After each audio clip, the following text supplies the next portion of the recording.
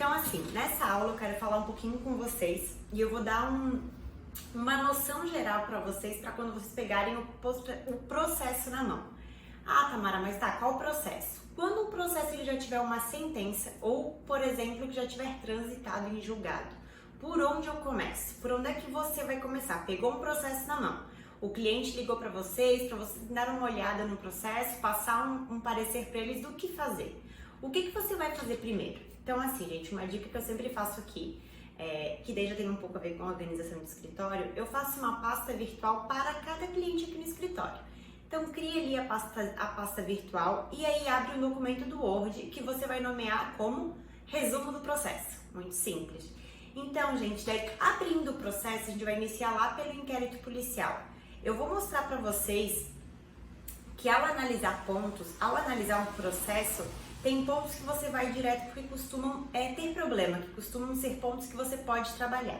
Porque, por exemplo, gente, se você pegar um processo que já tem sentença, que está em prazo de recurso, você vai poder apelar. O recurso de apelação, você vai poder alegar nulidade, vai poder alegar problemas na aplicação da pena. Então, eu vou estar mostrando para vocês esses pontos principais que podem ser alegados tanto em uma apelação, em recursos especiais, por exemplo, quanto em uma revisão criminal.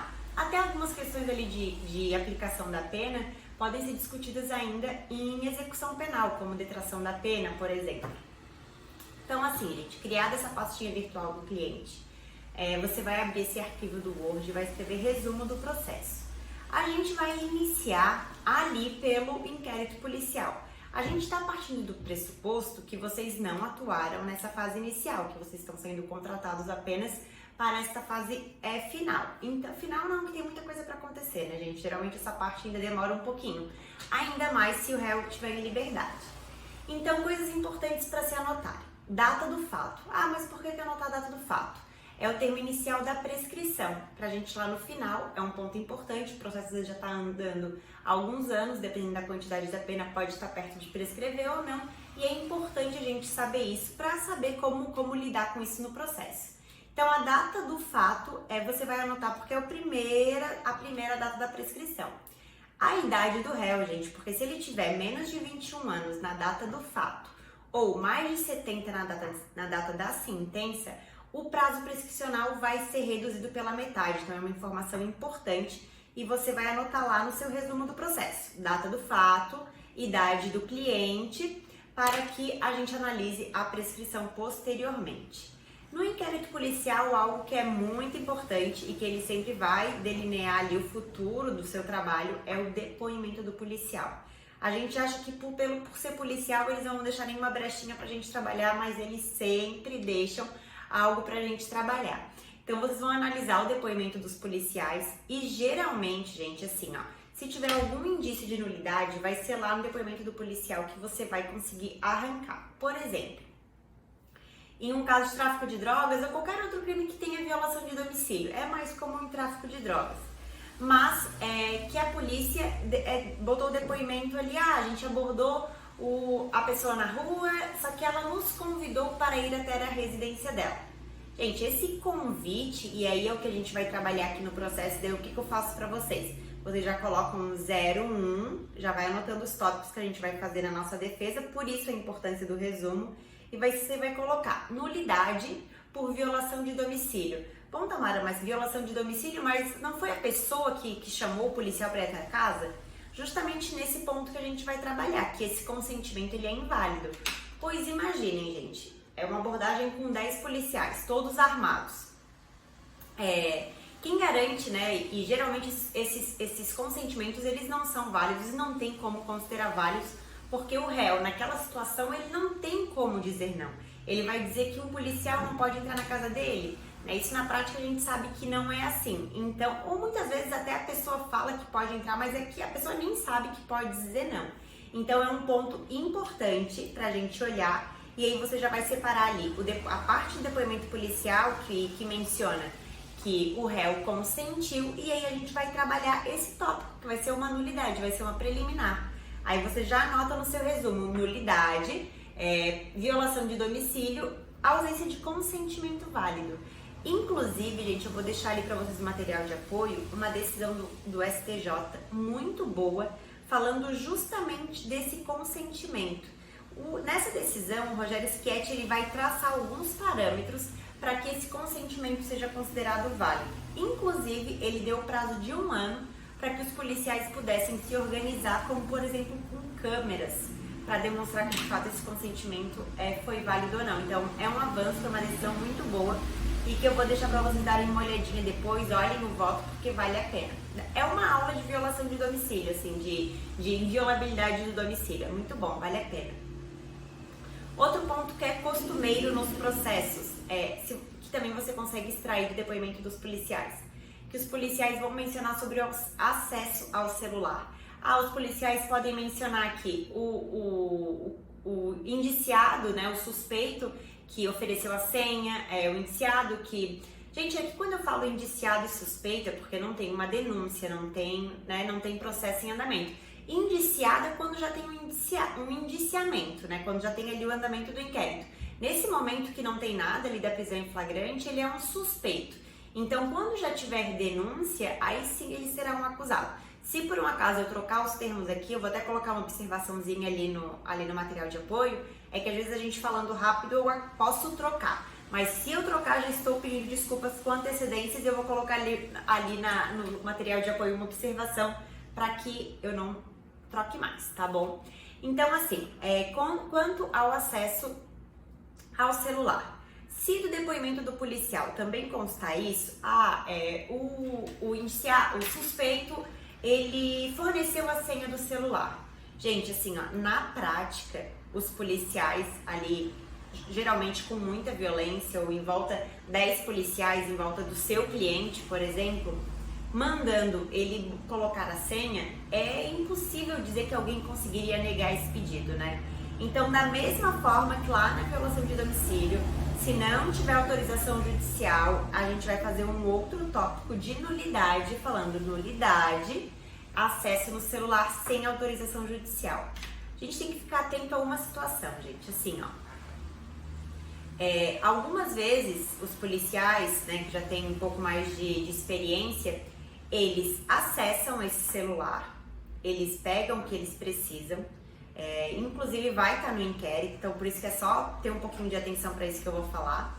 Eles pedem autorização judicial para o magistrado encaminha para a perícia só para tentar dar uma cara de legalidade, só que esse acesso já foi realizado lá no inquérito policial. Gente, a autorização judicial ela precisa ser anterior ao acesso ao celular, senão não faria sentido.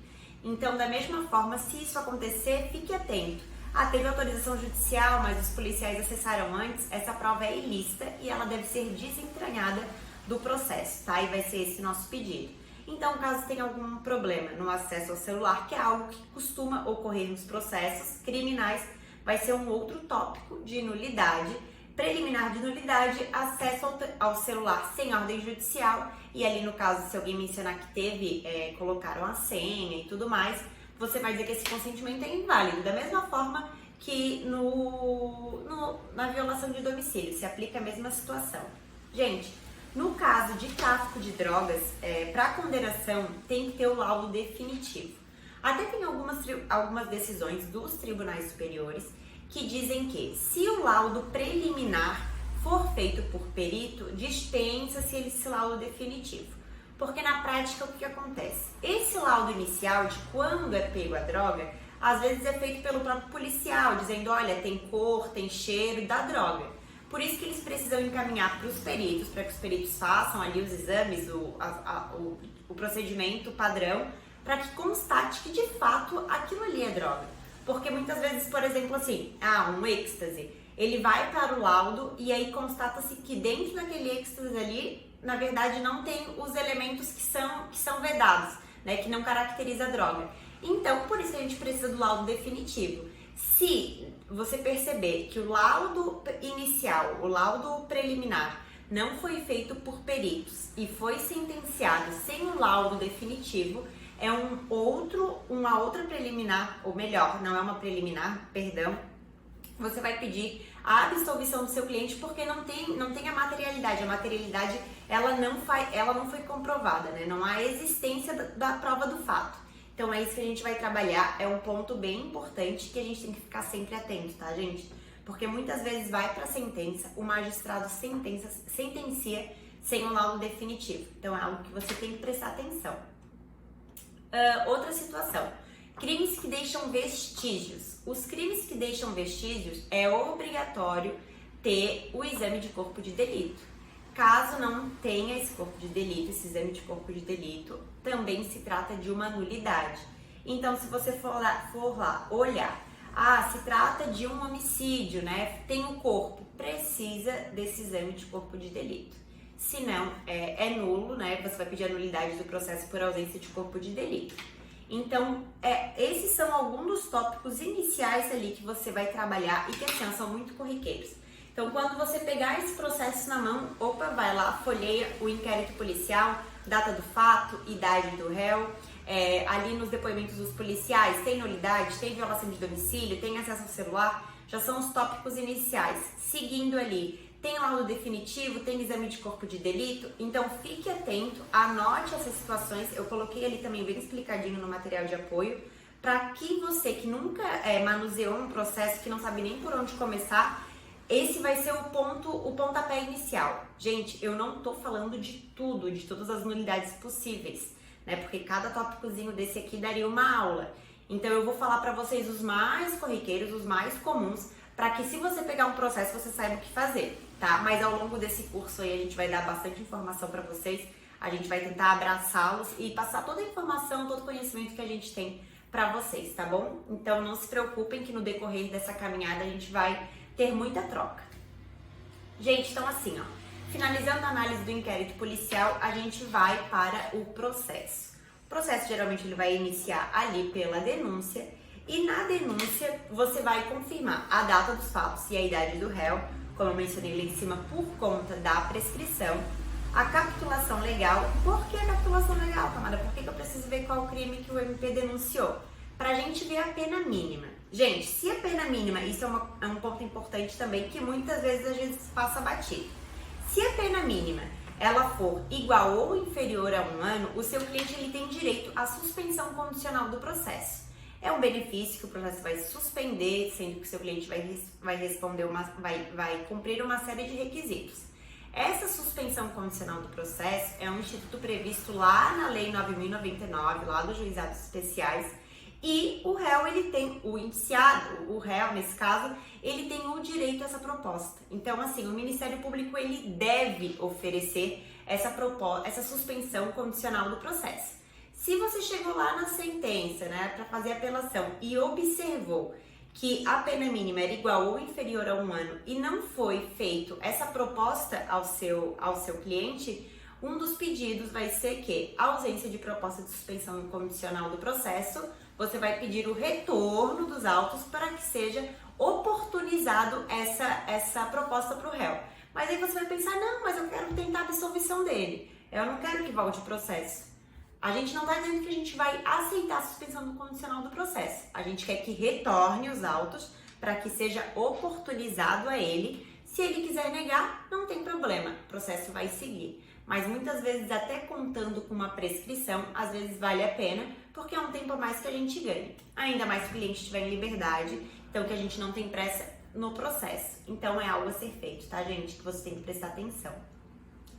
Aí a gente vai fazer ali um tópicozinho, nulidade por ausência de oferecimento da suspensão condicional do processo. Outra coisa que é muito parecido, que também você tem que olhar a pena por conta disso, é se a pena for inferior a 4 anos, só que daí nesse caso, o denunciado ele precisa confessar e o crime não pode ter lesão ou grave ameaça, que se trata do acordo de não persecução penal, que é algo novo no nosso ordenamento, mas se aplica aqui a mesma situação da suspensão condicional do processo.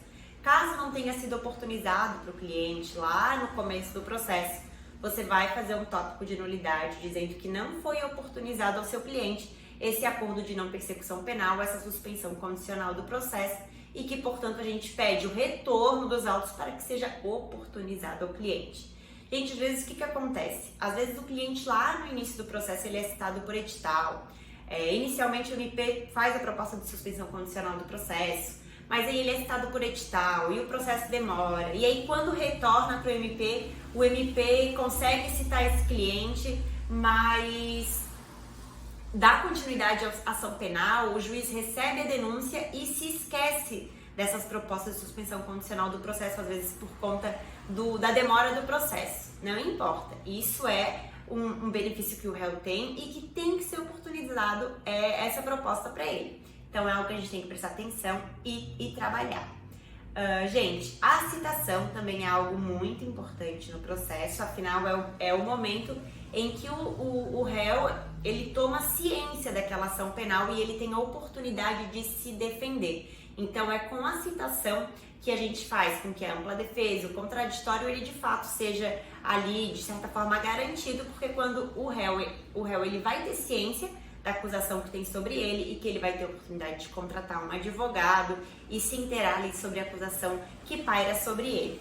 Então, assim, no criminal, ele precisa ser, no processo penal se exige que ele seja citado pessoalmente, mesmo que solto ou preso. Então, de qualquer forma, o oficial de justiça tem que ir lá pessoalmente no estabelecimento prisional, se ele estiver preso, e realizar essa citação de forma pessoal e pegar a assinatura dele. Gente, tem outros tipos de citação, mas eu vou falar pra vocês aqui, daí dá mais problema, como eu mencionei, né? A gente vai pontuar aqui os tópicos mais importantes. A citação por edital é algo que deve ser realizado assim, em última ocasião.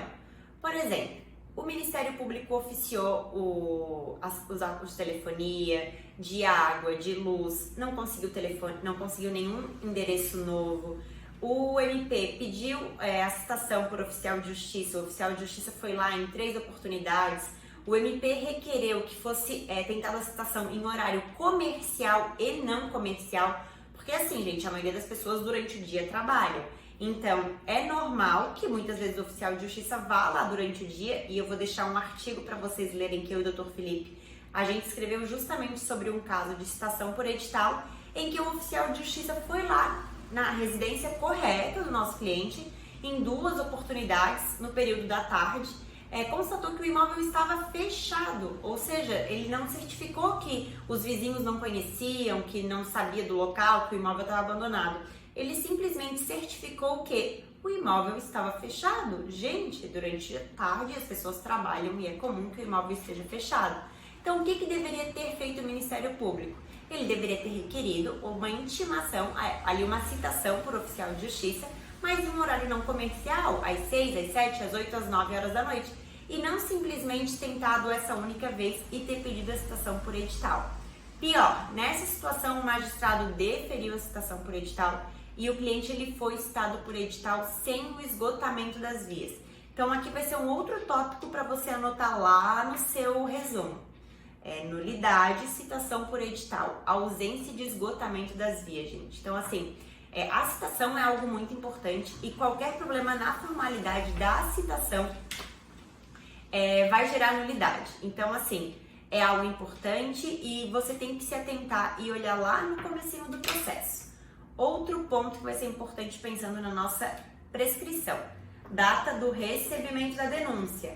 Então, a data do recebimento da denúncia, para vocês anotarem, data dos fatos vai ser o termo inicial da prescrição, depois recebimento da denúncia vai ser um termo de interrupção da prescrição e depois ali a publicação da sentença. Tem outros, claro, mas os mais importantes aqui pra gente abordar nesse momento, que tem a publicação da sentença, são esses. Data do fato, recebimento da denúncia e publicação da sentença.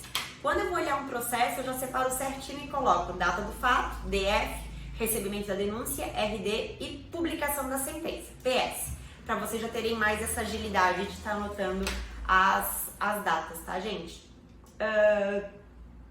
Outra coisa, na audiência, algo que vocês precisam prestar atenção quando vocês forem analisar. Quando vocês pegarem ali o processo, vocês vão lá no termo de audiência. Muitas vezes tem um término de audiência, mas agora muita coisa acontece tudo de forma virtual, né, sendo gravado, então às vezes você precisa ouvir esses depoimentos e claro, né, se você vai trabalhar no processo, você precisa ouvir esse depoimento Inclusive, no meu resumo do processo, eu já costumo ouvir e transcrever as partes mais importantes, que talvez eu possa utilizar. Então, o que você precisa se atentar e que geralmente gera nulidade e é algo comum? Inversão das testemunhas. O que a gente escuta na audiência de instrução e julgamento? Testemunhas de acusação, se tiverem os policiais, por exemplo. Testemunhas de defesa, como pensar nas abonatórias. E, por fim, o interrogatório. Gente, se a gente ouvir as testemunhas de defesa antes da de acusação, isso gera nulidade. No entanto, se o advogado concordar com essa inversão, ok. Por que um advogado concordaria com essa inversão, Tamara? Muitas vezes você tem lá 5 testemunhas que vieram de outra cidade, que vieram depor, que se deslocaram e estão ali no fórum. Aí é ouvido um policial e um policial não veio, ou seja, será marcada uma outra audiência. Você, como advogado, com medo de perder essas testemunhas e para que elas não tenham todo esse trabalho novamente, você vai falar, doutora, para a juíza, eu gostaria de ouvir as testemunhas de defesa agora, porque elas já estão aqui, e aí eu concordo com a inversão da ordem, sem problema. Você pode fazer essa solicitação, sem problema nenhum. Se for uma atitude do advogado, gente, tudo bem. Caso o juiz ou o promotor que quiser fazer essa inversão e o advogado não concordar, isso gera nulidade, então é algo que você tem que prestar atenção ali no termo de audiência ou nos próprios áudios, que se caso tiver o inconformismo do advogado, isso gera nulidade e aí vai ser um outro tópico. Nulidade e inversão da ordem das testemunhas. Gente, em audiência, ainda que o réu esteja preso, ele deve estar presente, ele tem que ser intimado para o ato e ele tem que se fazer presente. Ah, mas o presídio esqueceu de levar ele. Não importa, então a gente remarca.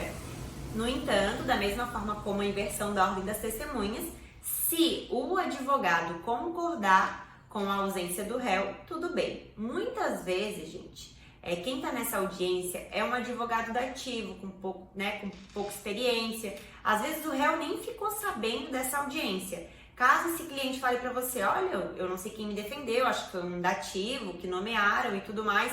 Se você perceber que teve alguma deficiência ali na defesa, é algo que, da mesma forma, se tiver a ausência do réu, dá para você tentar trabalhar. Olha, o réu ele não concordou, ele não conversou com o advogado, foi realizada a audiência sem a presença dele e a gente vai tentar nulidade em cima disso. No entanto, temos um artigo, eu e o Dr. Felipe Jenkins, de uma situação que aconteceu aqui no escritório que nós optamos que o cliente ele não fosse na audiência. Ele estava preso, ele seria ouvido de forma virtual e a gente pediu para a juíza nem ligar a câmera dele. Ah, Tamara, mas por que vocês não queriam que ele estivesse presente? Gente, nesse processo não havia o reconhecimento do nosso cliente. Os policiais não prenderam ele em flagrante, não tinha reconhecimento, era só um disse e não me disse. Então, o que a gente fez? O que a gente pensou, né? Qual foi a nossa estratégia? Não vamos levar ele em audiência, porque em audiência poderia ser feito o reconhecimento dele. O Ministério Público poderia aproveitar aquela oportunidade, fazer um reconhecimento para quê? Para judicializar uma prova. Então, se não tem o reconhecimento dele no inquérito policial, não tem o reconhecimento dele no processo, não há provas contra o seu cliente.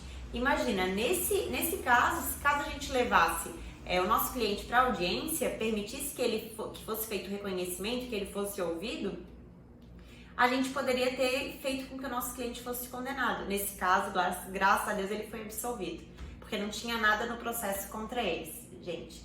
Então é algo que a gente tem que sempre pensar, tem que pensar um pouquinho sobre qual a estratégia, o que fazer em audiência, o que não fazer. Sempre senta e conversa, analisa o caso concreto. Ah, mas eu não vou levar o cliente, vou me dispor com o juiz. Gente, é o seu cliente, a sua defesa, você que decide.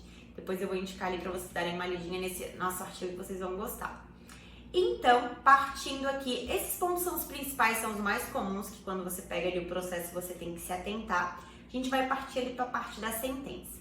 Gente, a sentença é algo que assim, por conta da discricionariedade do magistrado, porque quando o magistrado ele vai aplicar a pena, ele é utilizado ali um sistema trifásico, que o juiz ao aplicar a pena, ele vai passar por 3 fases, a primeira fase, a segunda fase e a terceira fase.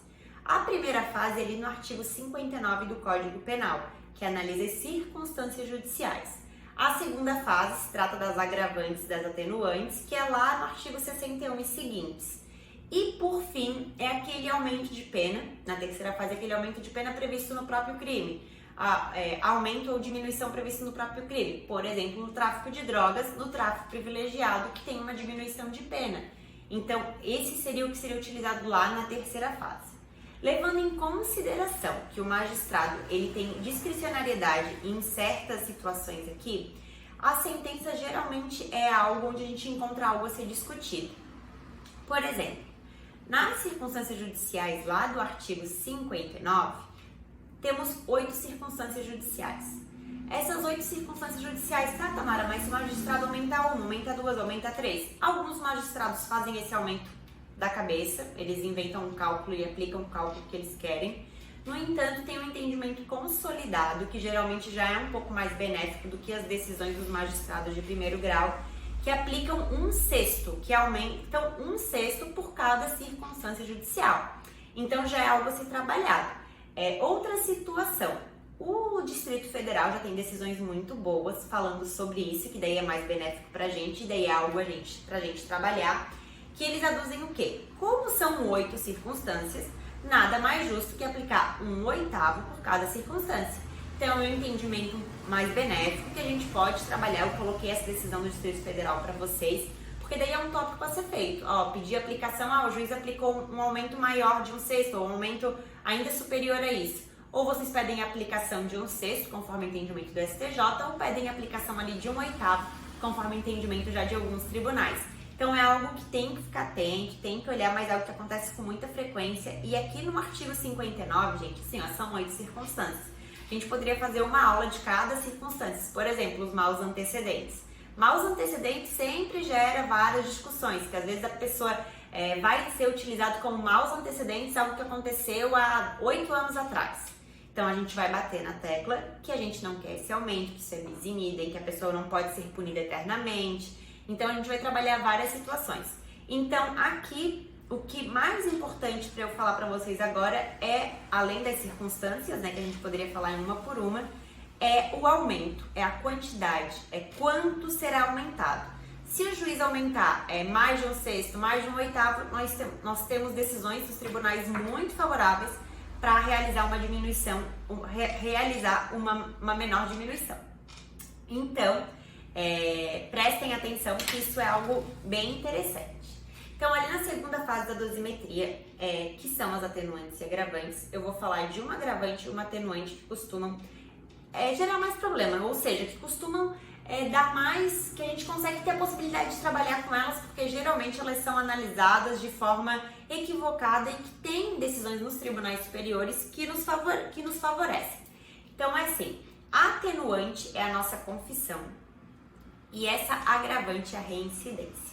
Gente, o que é reincidência? Eu, Tamara, cometi um crime e hoje esse crime, ou eu finalizei, hoje eu cumpri a pena ou foi extinta a punibilidade desse crime.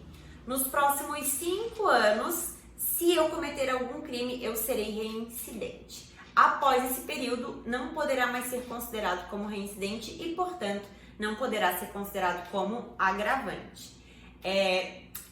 Isso sempre, o que eu costumo olhar? Porque às vezes o magistrado vai falar assim, título de reincidência, ele menciona só um número. Eu sempre indico, e eu já peguei erros nesse sentido, que você vá lá olhar esse crime, ver quando foi cometido, ver se não passou o tempo da reincidência, para que a gente possa estar trabalhando em uma apelação ou até numa revisão criminal. Então, se atente a esses pontos, porque isso pode fazer diferença no seu pedido. A confissão, gente, assim, a confissão, quando ela for utilizada, vamos supor que o réu, ele confessou lá no inquérito policial, em juízo ele não confessou, mas em sentença o magistrado condenou ele, levando em consideração a confissão usada lá no inquérito policial. Não só essa confissão do inquérito, claro, com outras provas, mas ele mencionou essa confissão. Ainda que o seu cliente ele não tenha confessado em audiência no processo judicial, essa confissão ela deve ser valorada. A partir do momento que a confissão é utilizada para mexer com o entendimento do magistrado, ela deve ser sim atenuante de pena. Então é algo que a gente tem que ficar atento, porque você tem que ir lá pedir. Se o magistrado mencionou algo sobre a confissão e não colocou como atenuante a confissão, vai ser um dos seus pedidos. Outro ponto, quando a gente tem uma agravante, por exemplo, de reincidência e essa atenuante de confissão, elas se abatem, não se tem um aumento nem uma diminuição, porque fica elas por elas têm o mesmo peso nesse caso. Outra coisa relacionada à confissão. Gente, tem um entendimento que quando, por exemplo, ali na primeira fase não se aumentou a pena, ficou uma pena mínima de 5 anos, por exemplo, que já era a pena mínima do crime. Ele confessou, o juiz reconheceu a confissão. No entanto, tem uma súmula do STJ, que depois eu vou mencionar para vocês, que diz que a pena, ela não pode passar do mínimo legal. Ali ela não pode ser diminuída aquém do mínimo legal. Ora, lá no tráfico privilegiado poderia diminuir, né, abaixo do mínimo legal. Por que aqui a confissão não poderia ser uma atenuante? E acontece que assim, ó, lá no Código de Processo Penal, no artigo 65, no artigo 65, isso, diz que as atenuantes sempre atenuam a pena. Gente, então assim, se as atenuantes, a confissão nesse caso, sempre atenua a pena, por que tem essa resistência em diminuir a pena abaixo do mínimo legal? Então, isso é algo que você pode trabalhar. Eu faço tópicos nas minhas petições e eu peço sim, ainda que não tenha agravante, que tenha só o reconhecimento da confissão e que não tenha sido realizado esse aumento na primeira fase, eu peço o reconhecimento da confissão e eu peço que a pena seja diminuída aquém do mínimo legal. Então isso é algo que também sempre acontece, os magistrados costumam negar, mas tem alguns entendimentos perdidos e a tese é forte. Então assim, ó, tem coisas que a gente tem que continuar batendo na tecla, porque tem coisas que só batendo muito na tecla que muda. Então a gente não pode desistir, a gente tem que continuar. Gente, ali na terceira fase da dosimetria, como eu mencionei para vocês, é aqueles aumentos ou diminuições previstos no próprio crime. O reconhecimento de tráfico privilegiado, então, ele seria realizado lá na terceira fase e o juiz, se reconhecer que estão presentes os requisitos do tráfico privilegiado, o magistrado ele pode diminuir a pena de 1/6 a 2/3. Aqui, já entrando um pouquinho ali sobre o tráfico, eu quero mencionar duas situações para vocês. Quando é uma situação de tráfico de drogas, a quantidade de drogas, quando ela é valorada lá na primeira fase, gente, ou seja, porque tem um artigo lá da Lei de Drogas, no artigo 42, que menciona que a natureza e a quantidade de drogas podem ser analisadas no artigo 59. O magistrado ele tem até essa opção, ele pode analisar a natureza e a quantidade de drogas na primeira fase ou na terceira fase para fazer essa diminuição do tráfico privilegiado. Acontece que, se ele utilizar a natureza e a quantidade de droga lá na primeira fase, ele não vai poder utilizar aqui na terceira fase para fazer, se vai aplicar 1/6, 2/3, ou se vai fazer um meio termo. Então, ele só pode utilizar em uma das fases. Isso tem diversas decisões muito boas nesse sentido. Então, é algo que tem que ficar atento. Até porque, imagina, né, gente? O cliente foi preso com 300 quilos de maconha e aí o juiz vai lá, aumenta a pena dele no artigo 59, que é a primeira fase, e aí vai lá e utiliza esse mesmo fundamento para dar uma diminuição de pena menor para ele. Seria bis in idem, então a gente não pode admitir, então é algo que tem que ficar de olho e os juízes costumam fazer muito isso. Até porque assim, né, tráfico de drogas, muita gente responde um processo todo com advogado dativo, ou às vezes com a defensoria pública que não consegue se ater a todos esses detalhes, então vai passando, enquanto isso muita gente fica preso a mais do que devia e de forma ilegal, né? Então é complicado, a gente tem que ficar bem atento. Então assim, se a quantidade de droga foi utilizada lá na primeira fase, gente, o aumento aqui na terceira fase deve ser o máximo. Se o juiz pode diminuir de 1/6 a 2/3, ele vai fazer a maior diminuição para o tráfico de drogas, porque aqui não tem fundamento nenhum para que ele não conceda o maior aumento. Lembrando que todas essas fases, tudo isso que eu mencionei para vocês, cada circunstância judicial, cada atenuante, cada agravante, cada aumento ou diminuição de pena, a gente tem que ser devidamente fundamentado. O magistrado, ele tem sim certa discricionariedade, mas essa discricionariedade não pode partir da cabeça dele. tem que ter fundamento em lei e tem que ser devidamente fundamentado. Afinal, a profissão do magistrado, a função do magistrado é fundamentar. É fundamentando que ele se justifica porque ele decidiu assim, né? Não é porque sim, conforme minha consciência diz. Não, não é. Deve fundamentar. Então é algo que a gente tem que ficar de olho. Gente, duas últimas situações que eu quero mencionar para vocês. Uma, que muita gente não dá bola, porque às vezes até porque o réu é pobre, às vezes o réu tá com o nome sujo e não dá bola. A pena de multa. Muitas vezes são arbitradas em um valor alto e a pena de multa, da mesma forma como todas as outras situações ali da dosimetria da pena, ela deve ser fundamentada. Muitas vezes você vai perceber que o magistrado simplesmente aplicou ali a pena de multa de uma forma aleatória, sem fundamentar, e quando você vai calcular a pena de multa, eu vou ver se eu gravo depois da aula para vocês ali só para mostrando como é que se calcula a pena de multa, dias de multa e tudo mais. Vocês podem achar que às vezes é meio confuso quando lê no Código Penal, mas é algo simples, tá? Não é um bicho de sete cabeças. Então, quando vocês perceberem que essa pena de multa ela não foi fixada no mínimo legal, é algo a ser trabalhado também. Então, assim, depois isso vira execução fiscal, isso vai ser cobrado do cliente, então é algo que a gente pode trabalhar, que a gente pode observar e que a gente pode tentar mudar. Gente, a última situação é algo que é previsto no Código de Penal, mas é previsto também no Código de Processo Penal, que é a detração.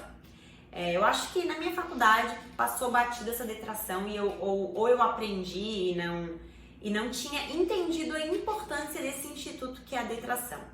Gente, a detração para o preso provisório, para aquele preso que ficou preso enquanto ele respondia o processo, é um instituto muito benéfico. Então, assim, lá no artigo 387 do Código de Processo Penal, no parágrafo 2º, menciona assim, o juiz, ao proferir sentença condenatória, computará o tempo de prisão provisória para fins de determinação do regime inicial. Gente, aqui o que ele está falando? O juiz, quando for sentenciar o seu cliente, o juiz deve olhar o tempo que ele cumpriu provisoriamente antes de fixar o regime. Por exemplo, o seu cliente foi condenado a uma pena de 8 anos.